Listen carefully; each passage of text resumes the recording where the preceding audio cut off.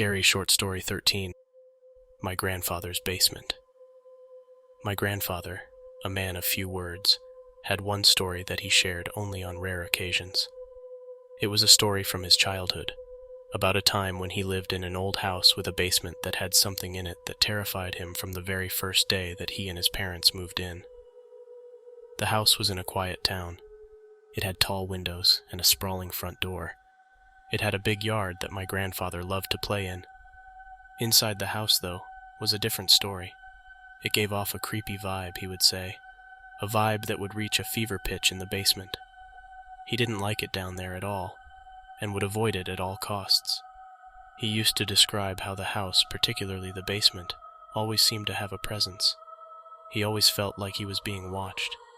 He recalled how, during the day, he would hear faint noises and sounds of shuffling coming from the space, but at night, it would intensify. Other times, he heard what sounded like faint whispers, as if a conversation was taking place just below the threshold of hearing. These noises would often drift up through the floorboards, especially in the quiet of the night. His parents, practical and no-nonsense people, brushed off his concerns.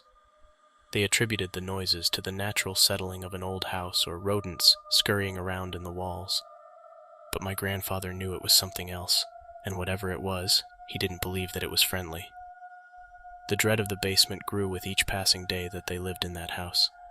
He avoided it whenever possible, making excuses to evade tasks that required him to descend the stairs down into that abyss. However, a day came when avoidance was no longer an option.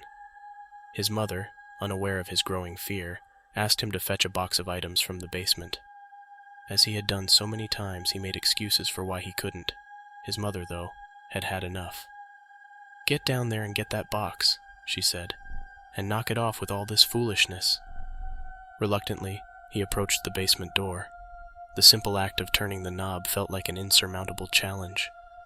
As he opened the door, its hinges creaked, adding to the already almost unbearable dread that he was carrying. He stood at the top of the stairs, peering into the murky darkness below.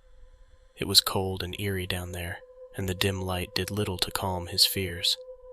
As he put it, he gathered his courage and slowly descended the stairs, which creaked under his weight. The cool, damp air of the basement enveloped him, carrying with it the musty scent of earth and mold.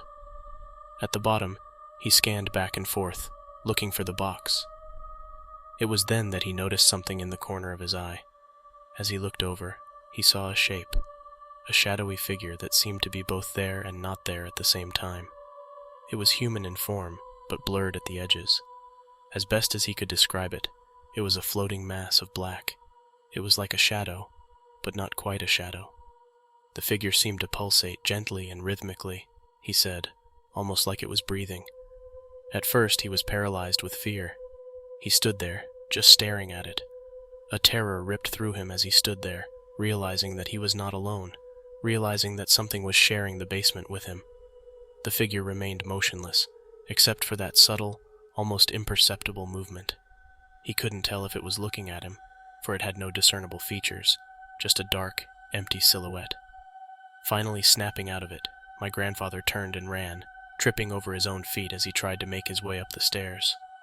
He was screaming and slammed the door shut behind him. His mother and father, hearing the commotion, rushed to his side.